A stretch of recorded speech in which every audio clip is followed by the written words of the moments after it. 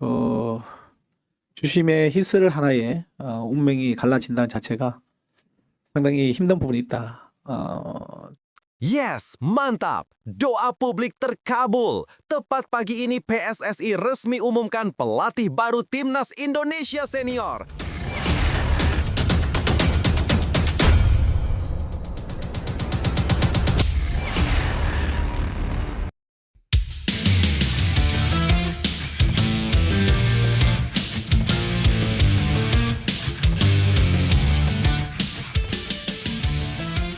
Yes, mantap! Doa publik terkabul. Tepat pagi ini PSSI resmi umumkan pelatih baru Timnas Indonesia Senior. Sumarji sudah pulang dari Eropa. Nama Sintayong disebut-sebut. Akhirnya Ketua Umum PSSI Erick Thohir buka suara dan akui hilaf. Begini faktanya. Tapi, Mimin minta tolong tonton video ini sampai selesai agar tidak ada kesalahpahaman yang terjadi. Dan tak bosan-bosan juga, tolong like dan share video ini ke media sosial kalian agar semua orang tahu apa yang sedang terjadi.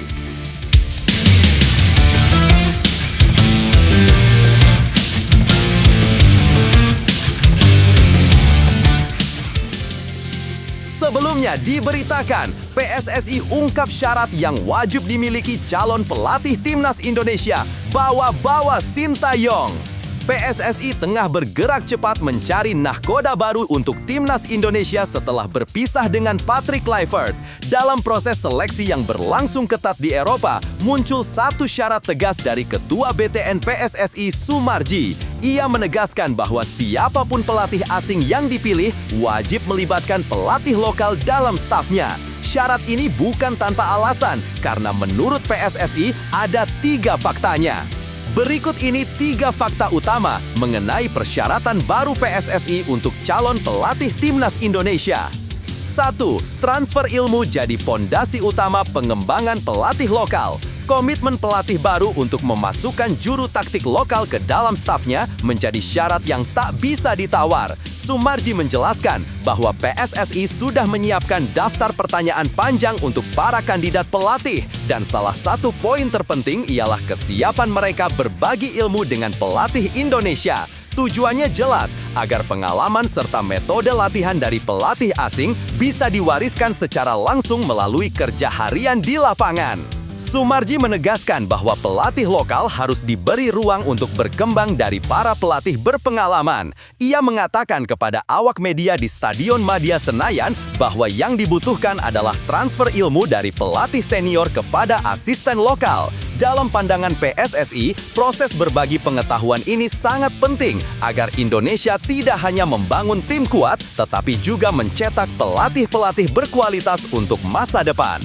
2. Kesuksesan Sintayong dan Nova Arianto jadi contoh paling nyata. PSSI menilai kerjasama antara Sintayong dan Nova Arianto adalah bukti paling jelas dari efektivitas transfer ilmu. Menurut Sumarji, apa yang dilakukan STY bersama Nova membuktikan bahwa pelatih lokal dapat berkembang pesat jika diberikan kesempatan untuk belajar dari figur internasional. Ia menyebut keberhasilan Nova hari ini adalah buah ketekunan saat ia mendampingi STY bertahun-tahun. Hasilnya terlihat nyata. Setelah turut mendampingi STY di beberapa agenda besar Timnas, Nova dipercaya mengangani Timnas U17 dan membawa Garuda Muda lolos ke Piala Dunia U17 tanpa status tuan rumah. Bahkan, Indonesia berhasil meraih kemenangan perdana dalam sejarah turnamen tersebut. Ini menjadi bukti bahwa investasi pengetahuan pada pelatih lokal mampu menghasilkan dampak besar untuk masa depan sepak bola. 3. Seleksi calon pelatih berlangsung ketat. 5 kandidat diuji di Eropa. Dalam proses pencarian pelatih baru, PSSI sudah mengerucutkan banyak nama menjadi 5 kandidat utama. Direktur Teknik PSSI, Alexander Swiers, bersama 2 anggota Exco telah terbang ke Eropa untuk melakukan wawancara langsung. Mereka meminta komitmen, visi besar, serta kesiapan para kandidat untuk bekerja mengikuti blueprint PSSI, termasuk soal kewajiban melibatkan pelatih lokal. Sumarji yang akan menyusul ke Eropa menuturkan bahwa seleksi kali ini sangat ketat dan penuh evaluasi. Ia menyebut bahwa daftar pertanyaan yang disiapkan benar-benar detail karena PSSI ingin memastikan pelatih baru tidak hanya membawa prestasi jangka pendek tetapi juga kontribusi jangka panjang bagi sepak bola nasional. Nama-nama kandidat masih disimpan rapat, tetapi proses pemilihannya disebut jauh lebih serius dari sebelumnya. Nah, sebelum lanjut mendengar berita ini, untuk para netizen, keluarkan satu kalimat pamungkas untuk menanggapi kabar ini. Ayo teman, berikan tanggapan kalian di kolom komentar. Bravo Timnas, bravo PSSI. Ayo Garuda, buktikan bahwa level kita sudah dunia. Buktikan bahwa kita adalah raksasa Asia. Tiket Piala Dunia harga mati. Di sisi lain, jangan lupa juga satu kalimat khusus untuk Erick Thohir CS yang sedang berusaha keras memajukan sepak bola Indonesia. Silahkan tulis di kolom komentar. Ayo terbang tinggi Garuda!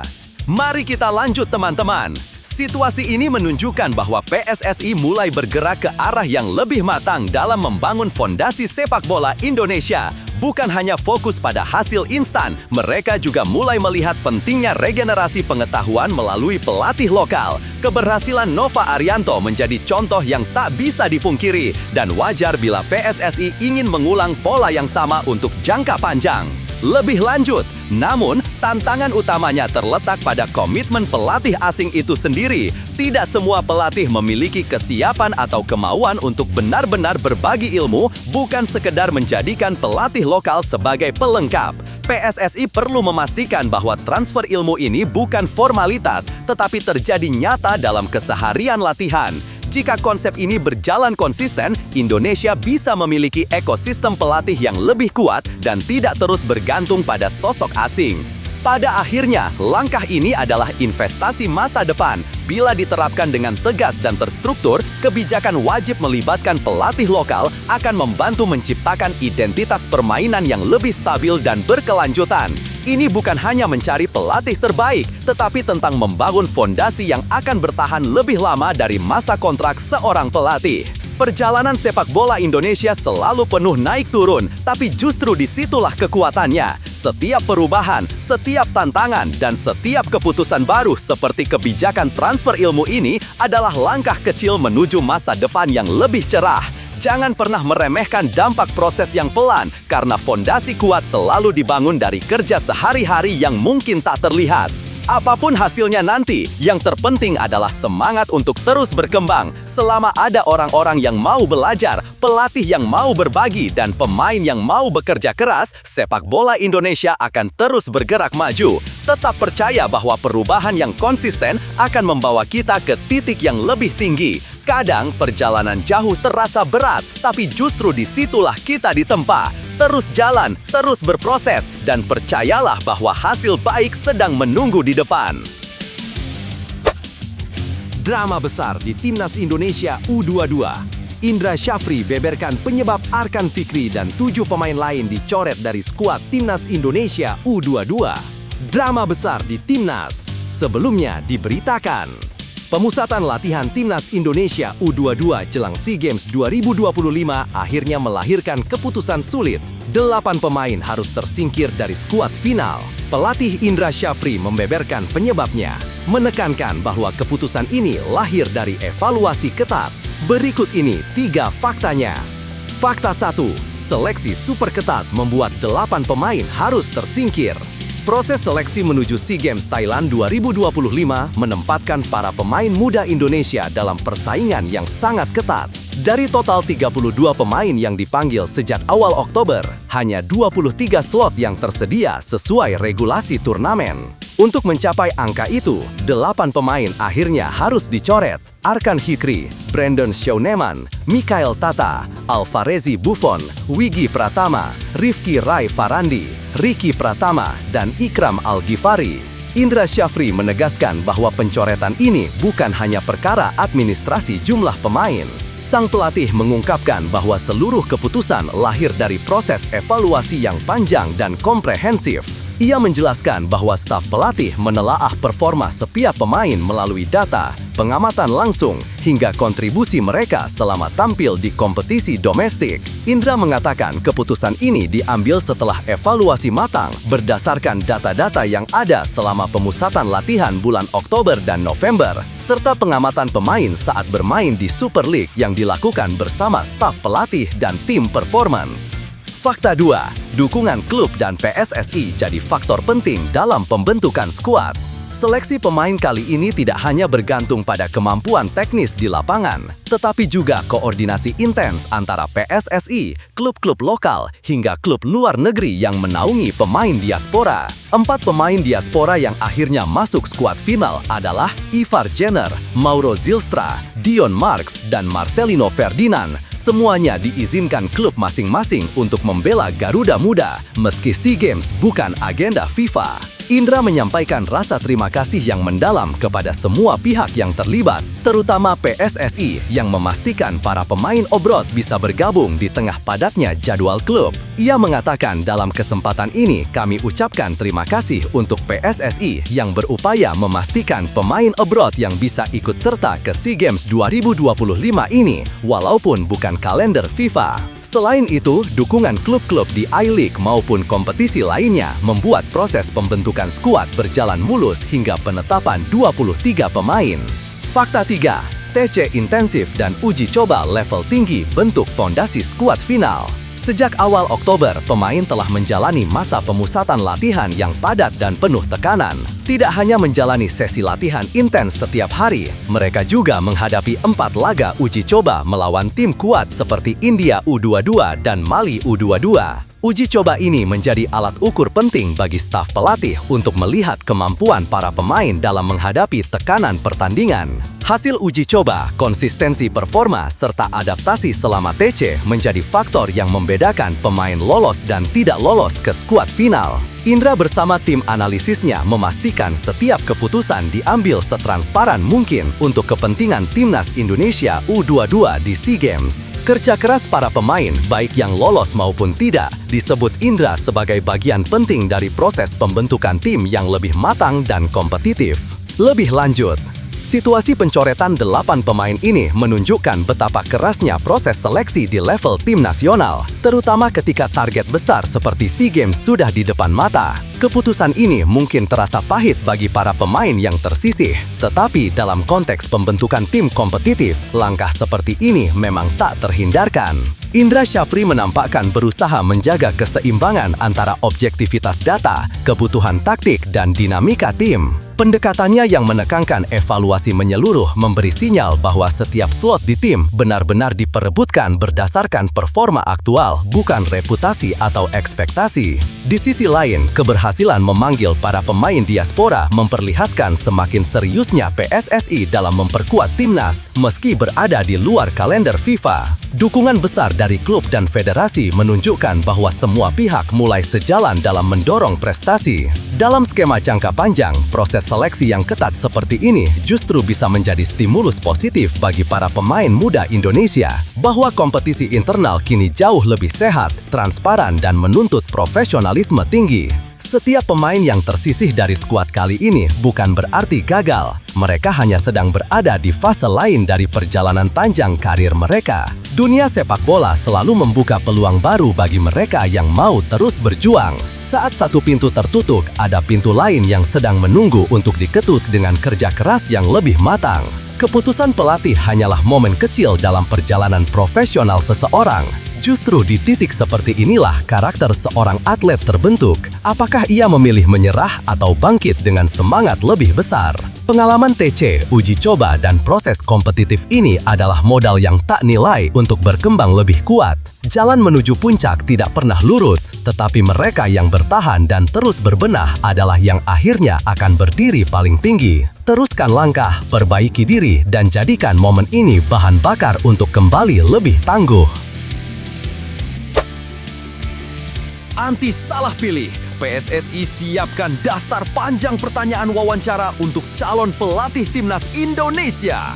Pelatih baru Timnas hampir dipastikan, sebelumnya diberitakan.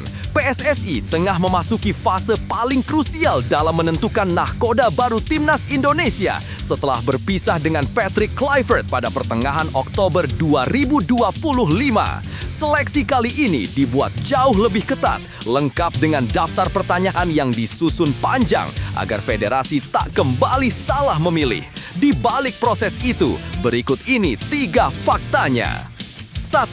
PSSI mengutamakan komitmen kolaborasi dengan pelatih lokal. Dalam proses seleksi pelatih baru, PSSI menempatkan kerjasama dengan pelatih lokal sebagai syarat utama. Ketua BTN, Sumarji, menegaskan bahwa para kandidat harus menunjukkan kesiapan berkolaborasi, bukan datang sebagai figur yang bekerja sendirian. Menurutnya, pembangunan ekosistem kepelatihan Indonesia hanya bisa berjalan jika pelatih asing yang masuk mau membuka ruang transfer pengetahuan yang konkret. Sumarji mengungkapkan bahwa PSSI telah menyiapkan daftar pertanyaan yang sangat panjang untuk memastikan para kandidat benar-benar memahami kebutuhan sepak bola Indonesia. Ia menyebut hal ini sebagai langkah antisipasi agar PSSI tidak kembali menghadapi situasi di mana pelatih asing bekerja tanpa koneksi kuat dengan pelatih lokal. Ia menekankan, ia ada peluang pelatih lokal berkontribusi. Kami itu sudah punya list pertanyaan, ucapnya di Stadion Madia Senayan. 2. Bertemu 5 kandidat di Eropa, wawancara dipimpin langsung delegasi PSSI. Proses pencarian pelatih baru sudah mengerucut, hanya 5 nama tersisa dari daftar panjang sebelumnya. Untuk memastikan diskusi berlangsung objektif dan mendalam, Direktur Teknik PSSI Alexander Zwiers bersama 2 anggota Exco telah diberangkatkan langsung ke Eropa. Mereka ditugaskan melakukan wawancara tatap muka serta meminta komitmen segera dari masing-masing kandidat. Langkah ini menunjukkan keseriusan federasi dalam membangun timnas jangka panjang. Sumarji sendiri dijadwalkan menyusul ke Eropa guna memastikan bahwa semua proses berjalan sesuai standar ketat yang telah ditetapkan PSSI. Ia ingin memastikan bahwa pelatih terpilih bukan hanya kuat secara teknis, tetapi juga memahami arah besar program sepak bola Indonesia. 3. Daftar pertanyaan dijaga rahasia menjadi penentu akhir seleksi. Meski mengakui bahwa daftar pertanyaan seleksi sangat panjang, Sumarji menolak membuka detail isi dari materi wawancara tersebut. Ia hanya menegaskan bahwa seluruh pertanyaan disusun untuk menggali komitmen, prinsip kerja, serta kesiapan kandidat memahami kultur sepak bola Indonesia. Menurutnya, rahasia ini penting agar proses seleksi berjalan efektif tanpa tekanan publik terhadap masing-masing calon. Ia menjelaskan, list daftar pertanyaan yang akan kami tanyakan, komitmen antara pelatih timnas senior dengan federasi. Dalam pernyataan berikutnya, ia menambahkan, kami sudah punya list panjang sekali, banyak sekali, berkaitan dengan komitmen dan lain-lain sebagainya, banyak sekali. Saya tidak akan sampaikan detailnya. Sikap tertutup ini disebutnya sebagai bagian dari pengamanan proses agar pilihan akhir benar-benar melalui evaluasi objektif dan menyeluruh. Lebih lanjut, situasi ini menunjukkan bahwa PSSI tampaknya sedang mencoba belajar dari kesalahan masa lalu, khususnya dalam proses memilih pelatih timnas Indonesia yang kerap dianggap tidak menyatu dengan ekosistem sepak bola Indonesia. Pendekatan baru dengan daftar pertanyaan panjang, wawancara langsung di Eropa, serta penekanan pada komitmen kolaborasi dengan pelatih lokal adalah sinyal bahwa PSSI ingin memastikan pelatih baru tidak hanya hebat secara taktik, tetapi juga kompatibel dengan lingkungan kerja di Indonesia. Ini langkah positif, setidaknya di atas kertas. Namun, di sisi lain, sikap terlalu tertutup terkait daftar pertanyaan dan identitas lengkap kandidat bisa mengundang rasa penasaran publik yang semakin besar. Masyarakat pencinta sepak bola Indonesia selama ini selalu berharap keterbukaan, terutama ketika berbicara tentang timnas yang menjadi kebanggaan bersama. Proses yang profesional memang penting, tetapi transparansi minimal tetap diperlukan agar publik merasa dilibatkan. Jika PSSI mampu menyeimbangkan 2 hal itu, ketatnya seleksi internal dan komunikasi yang jelas kepada masyarakat, hasil akhirnya kemungkinan lebih diterima. Pada akhirnya, pelatih baru yang terpilih nanti akan memikul ekspektasi besar dan perlu dukungan penuh. Yang paling penting adalah memastikan bahwa siapapun yang dipilih benar-benar bisa menjawab tantangan, meningkatkan prestasi, dan membangun fondasi kuat untuk masa depan sepak bola Indonesia. Situasi seperti ini bisa jadi pengingat bahwa proses besar selalu membutuhkan kesabaran, ketelitian, dan keberanian. PSSI memang tengah berada di titik penting, tetapi hal yang sama juga berlaku bagi siapapun yang sedang menanti perkembangan timnas. Perubahan yang baik sering datang dari langkah kecil yang tidak selalu terlihat oleh publik. Kadang kita hanya perlu percaya bahwa kerja yang dilakukan dengan sungguh-sungguh akan menghasilkan sesuatu yang lebih matang. Untuk para pemain, supporter, dan semua yang mencintai sepak bola Indonesia, ini saat yang tepat untuk tetap optimis. Setiap fase baru selalu membawa peluang baru, dan setiap keputusan yang diambil dengan keseriusan bisa membuka jalan menuju perkembangan lebih besar. Tetap dukung, tetap percaya, dan tetap harap, karena kebangkitan tidak pernah terjadi dalam semalam, tetapi selalu dimulai dari harapan yang terus dijaga. Daftar 11 pemain yang dipanggil seleksi Timnas U20 Indonesia. Terbaru 5 pemain Persib dipanggil Nova Arianto. 5 pemain Persib diseret ke Timnas U20. Nova Arianto lakukan gebrakan besar. Sebelumnya diberitakan, pelatih baru Timnas U20 Indonesia, Nova Arianto, resmi memulai revolusi skuad Garuda Nusantara. Setelah sukses membawa Timnas U17 tampil di Piala Dunia U17 2025, kini ia diamanahi tugas lebih besar. Dan gebrakan pertamanya cukup mengejutkan, memanggil 5 pemain muda Persib Bandung sekaligus untuk seleksi nasional. Berikut ini 3 faktanya. Fakta 1, 5 pemain muda Persib jadi sorotan utama. Langkah Nova Arianto memanggil 5 pemain Persib langsung mencuri atensi. Para pemain ini datang dari skuad Persib U20 yang tampil di Elite Pro Academy Super League 2025 sampai 2026. Mereka adalah Malik Akmar Kusumawinata, Kevin Muhammad Islami Pasha, Eriko Sulastiano, Hashir Khalif Ar-Rashid, dan Muhammad Azrial Aksa. Kelimanya bukan hanya numpang lewat, mereka datang sebagai bagian dari tim yang sukses mengemas 5 kemenangan, 1 hasil imbang, dan 2 kekalahan di grup B. Sumber klub Persib menjelaskan pembagian jadwal seleksi dengan Malik, Kevin, dan Eriko masuk gelombang pertama pada 2-5 Desember 2025, sementara Khalif dan Azrial menyusul di gelombang kedua pada 7-10 Desember. Mereka juga hadir dari berbagai latar pengembangan pemain. Kevin, Khalif, dan Azrial berstatus pemain Akademi Persib. Malik berasal dari SSB IP Geger Sunten, sementara Eriko dari Fato FC. Keragaman jalur ini menunjukkan bahwa Nova membuka pintu seleksi selebar mungkin bagi talenta dari manapun selama mereka bisa membuktikan diri. Fakta 2, Nova Arianto naik kelas dan mulai merombak skuad. Promosi Nova Arianto menjadi pelatih Timnas U20 bukan keputusan mendadak. Ia mendapatkan pengakuan setelah mampu mengantar Timnas U17 Indonesia lolos ke Piala Dunia U17 2025. Prestasi itu membuat PSSI memberi mandat baru kepadanya untuk membangun generasi berikutnya di level U20.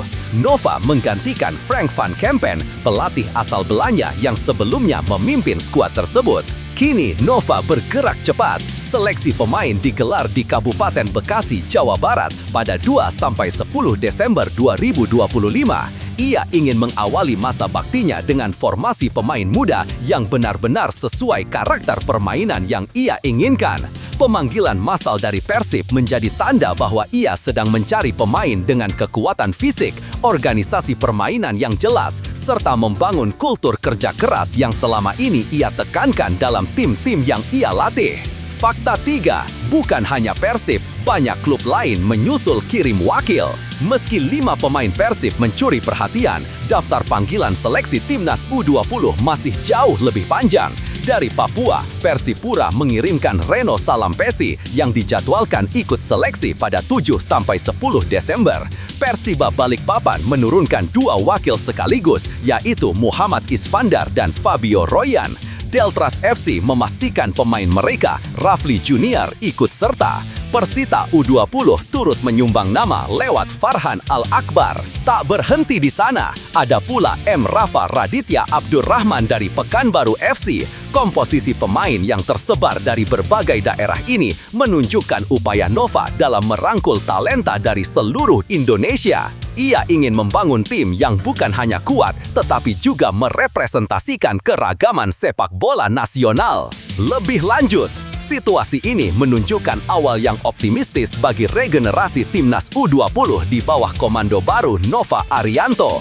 Pemanggilan besar pemain muda Persib memperlihatkan keberanian Nova untuk langsung menyentuh fondasi tim dan memilih pemain yang benar-benar ia percaya, bukan sekedar mengikuti pola lama. Ini sinyal kuat bahwa ia punya visi jelas tentang model permainan yang ingin ia bangun, terutama karena ia sudah terbukti sukses membawa timnas U17 naik ke panggung dunia. Seleksi yang melibatkan pemain dari berbagai daerah juga mencerminkan pendekatan inklusif. Nova tidak sekedar mencari nama populer, tetapi mengincar pemain yang sedang berkembang, yang punya potensi untuk meledak jika diberi panggung yang tepat.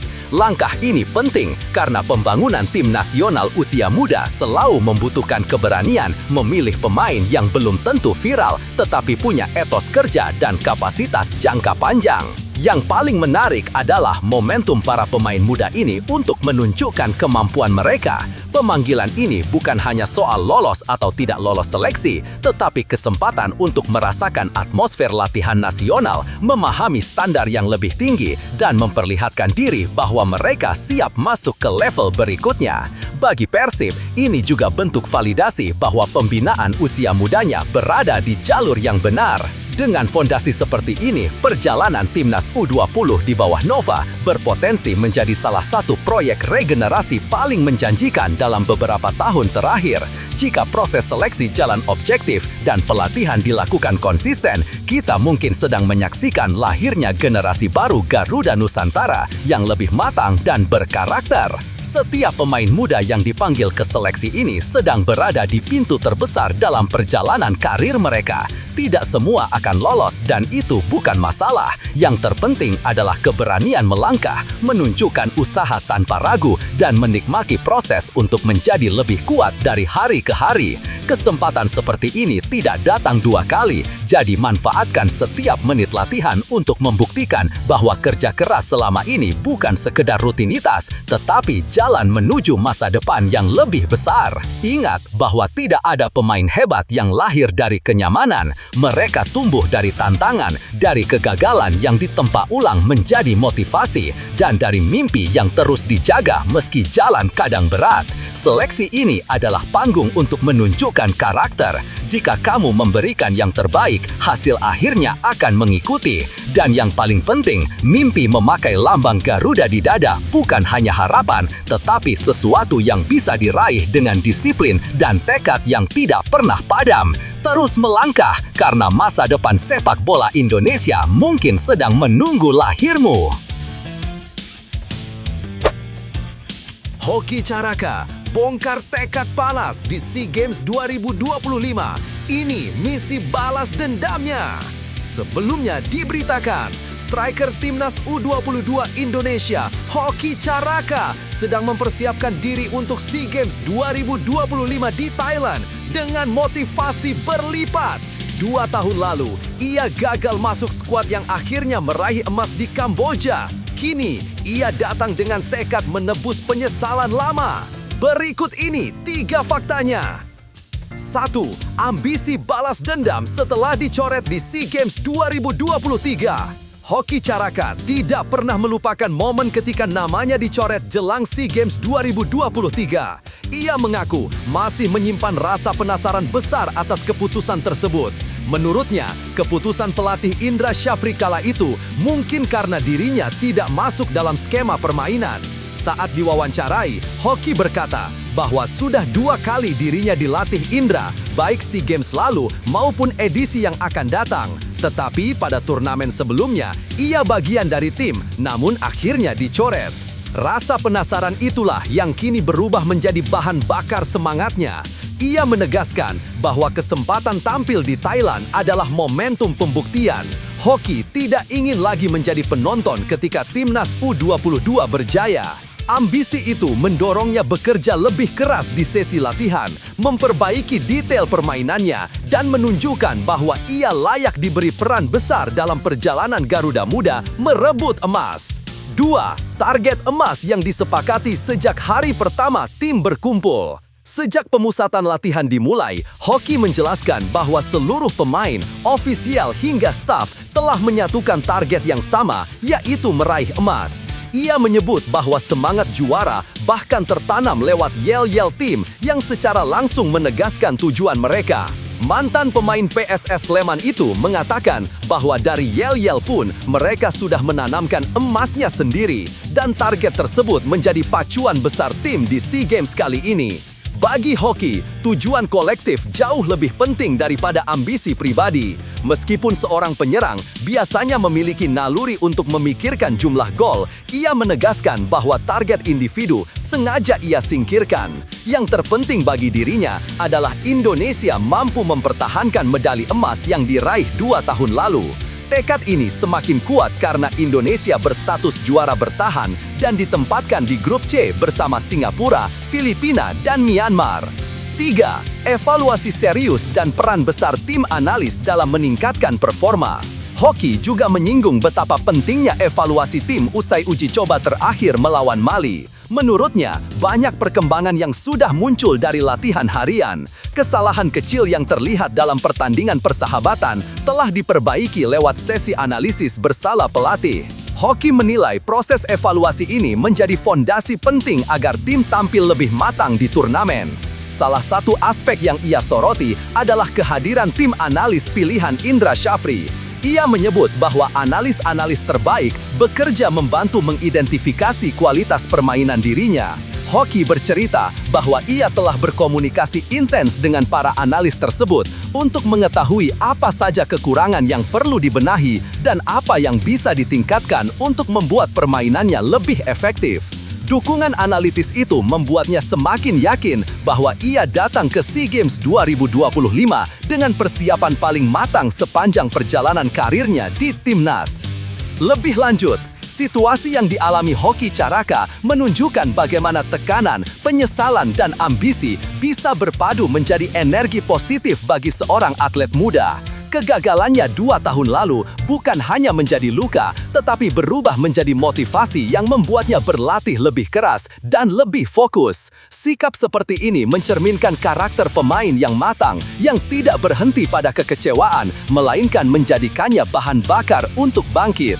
Tekad Hoki yang menempatkan kepentingan tim di atas ambisi pribadi juga menunjukkan kedewasaan yang jarang dimiliki pemain seusianya. Di saat banyak penyerang mengejar popularitas dan statistik, ia menegaskan bahwa emas untuk Indonesia jauh lebih penting daripada jumlah gol. Cara pandang ini memperlihatkan bahwa mentalitas juara memang sedang tumbuh di dalam skuad U22. Keterbukaan Hoki terhadap evaluasi dan kritik menambah keyakinan bahwa ia sedang berada di jalur yang tepat menuju performa terbaiknya.